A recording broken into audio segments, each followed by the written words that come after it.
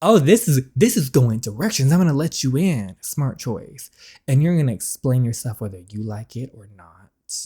Oh, do I trust Daphne? Not particularly. Yes, today we are back with the next part of The Prince of Malibu. If you have not seen the other ones, catch up on the playlist around here somewhere. The date was interrupted. It wasn't really a date, but it was like we were halfway there. With the emergency line that popped off, we learned a little bit more about poor Xander's tragic past, and then it ended with Daphne showing up to the house. First off, why does she supposedly know about this danger? How does she know about this is my question. Supposedly. So let's see what happens next. Please go follow the amazing author Lexi May. Subscribe if you have not already. And without further ado, let's start the drama. Are you sure Reynolds is trying to warn you? I've only heard it ring once. It went without saying. The only other time Reynolds had run the emergency line was when Xander's father died. James. Don't leave my side. We don't know what it could mean, but I'll handle it, okay? I trust you. We're going to trust him. All right. I can do that because I trust you, remember? Oh, that means a lot to Xander. All right, let's go. We got to get service. We got to get out of the situation. And there's someone who followed us. It's a little bit dramatic right now. And then these two are stuck in a fun house. The mirrors and everything. That's a horror movie right then and there. Evan, this isn't funny anymore. Where are you? Okay, I feel like, didn't we see part of this before? I want to say we did, because this is where she starts talking to him. But I could be mistaken. I do think we've seen this. Okay, yeah, we've seen this part. Love. Okay, so here's where we left off with these two. What will it take for forgiveness? And then she says, like, the truth, easy. The truth. Okay, so now what? I know my mother made you break up with me. Were you ever going to tell me that? Yes, Evan, your terrifying mother threatened to ruin my life if I didn't break up with you. And you did nothing to stop it. Not a text, not a call, nothing. It wouldn't have taken much. If you told me that everything would be okay, I would have believed you. I was so in love with you, I would have done anything to be with you. That's how real it was to me. It was real for me too, but so why didn't you contact her? I love it. I can't let you back into my life just for you to mess it all up again once summer ends. Did you think I'd just allow you to waltz back in with no explanation? Did you think I wanted to leave every summer? So there was a reason. Of course there was. Then tell me. It's not that simple. It can be. There's a reason why. And what's the reason why we leave, why I couldn't talk to you? But that reason is dead now. Can't we just leave it at that? So it was his dad. I think it's the dad. I want you, Vanderprince. More than I've ever wanted anything in my entire life. But you need to communicate, Evander. But I won't have half of us be real and the others a lie. Is he just gonna let this go? Boy, speak! Use your mouth! He needs to do something. Please don't kick me in the balls for this. Evan, look, we gotta go find my brother. Iris, please. Okay, the difference between Xander and his brother, Xander is willing to trust our girl and he explains things, whereas I feel like Evander, he's not very good at explaining. Maybe I'm reading that wrong. Maybe I'm the one not getting it. You tell me I was about to go in a conversation point, but I'm gonna remain calm because hey Xander, yes, small problem. There may or may not be a gun pointed at my head right now. Put your guns away, all of you. Okay. Why do they have Mr. Prince? Explain this now. We were tipped off that you were being followed, so why was it pointed at our character? In any other circumstance, I would have contacted you normally. By who? We don't know that yet. Then you know what to do. Of course, Mr. Prince. Reynolds, Xander, what the F is going on? I've got it, Ev. Xander. Evan. You need to learn how to explain things. I've got it taken care of. Get the girls home, I'll be right behind you. Xander. For a moment, Xander's features were hard and cold. I was perfectly prepared for him to shrug me off like he had with Evan, but he didn't reply as soon as he turned to look at me. I could physically notice his jaw unclench and his eyebrows relax. His features softened before my eyes. I'll be home soon, James. I'm gonna take his word for it. We're not gonna push right now. We're gonna take his word for it. You will. Yeah, very soon. He has enough on his plate. Let's get home. Let's be safe. You're safe. You saw all the weapons we had, like the one pointed at my head. I watched as Xander's face turn 2 to 3 shades lighter. It was written with guilt. During an emergency, the team views anybody who isn't a part of our family as a threat. Okay. We'll let it slide. It will never happen again. But we stay calm though. I'll see you soon. Okay, let's get home. And see, in case you're wondering, this is why we leave every summer. What does that mean? He talks about how much he loves Iris and he wants to be with her, but then he won't even explain what's going on. Even Xander has gone on to explain things to our character, but Evan just expects Iris to just no, I don't know. I want this place searched top to bottom. Find whoever thinks they can spy on me and get away with it. And when the culprit's found, take care of him. Actually, we need answers first to bring him here. Do you remember the day I went to identify my father's remains at the crash site? Oh, I do.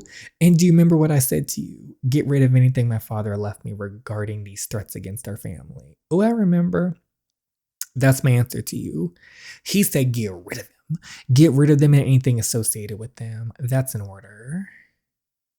You heard him. But shouldn't we want some information first? Like throw him in the dungeon for a little bit? And Reynolds, one more thing. You and the team will never draw another gun in front of her again. You will never scare her like that again. To be doing Reynolds fair right now, he's trying to protect the family. And so yeah. I made a promise to your father that I will protect your family until the day I die. If any order you give interferes with that promise, I'm afraid that is the one order of yours I refuse to follow. Then from now on, consider Nadia Harris' safety as equally important as anyone else in his family.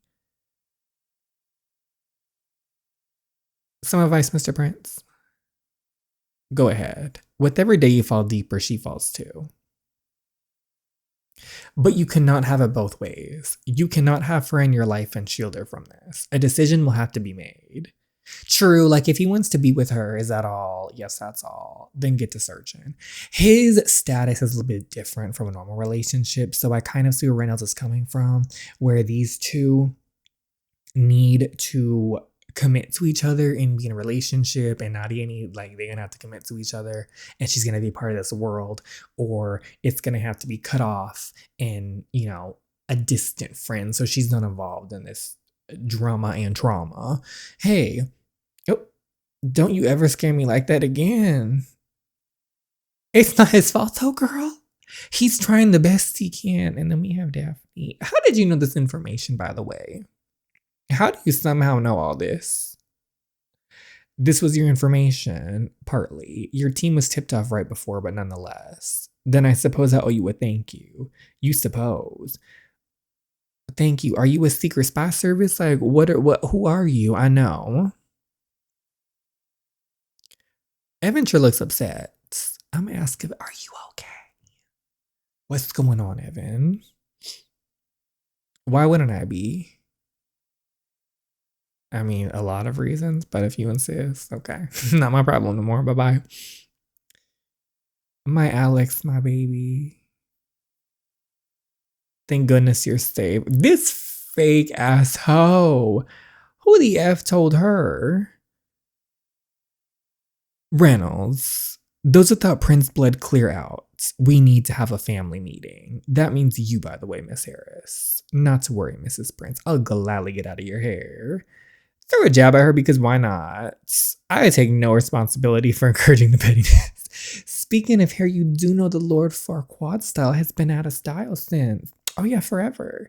You better learn how to put a leash on that one. She'll only cause us more problems. She will or you will. Because I like her the way she is. Let's get this over with. He's right. The quicker we start this, the quicker it ends. We'll be back soon, hopefully. Probably not. I'm gonna take a walk. While you do that, I'm gonna go on a walk to clear my head. The only reason I didn't eavesdrop is because I don't want to be the nosy person, even though I really want to eavesdrop really bad.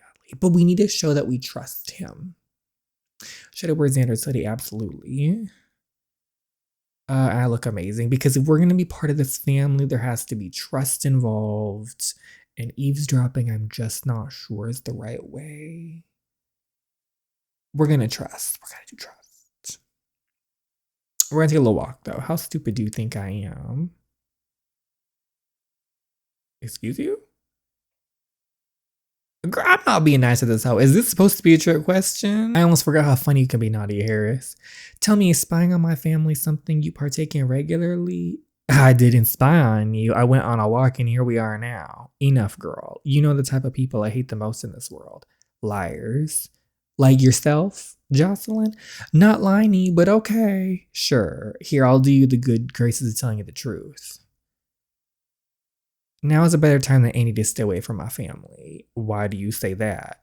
I thought we established you overheard our conversation. My family's getting chased down by the people who killed my husband. Your husband died in a helicopter crash. It was an accident. And for goodness sake, I didn't spy on you. Only ignorant fools would believe it was an accident. Okay, then why were you all hyped about that life insurance policy?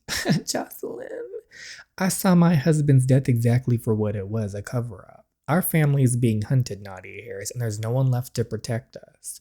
There's no one to protect you either. Then what is your son doing? Let's not pretend like you don't want me out of your children's lives. You'll come up with anything to make that happen. Well, I'm certainly motivated in removing you from our lives. You don't belong. Nothing will change my mind on that matter either. I don't know what you said, but it means family is not an important thing. It is everything. Those are the words we live by, and you are not family. Oh, we need to have a little sit down with her. When push comes to shove, my Alexander will put the safety and well-being of his family before anything or anyone. A harsh lesson you don't want to learn firsthand. If family really is everything like you say, you think you do a better job of getting to know your children. Exactly. You think I don't? No, I don't. Because if you did, you know your children are good people who care about others. A fact I'm unfortunately well aware of. But do you know what I also know? That my children are restless, always wanting more.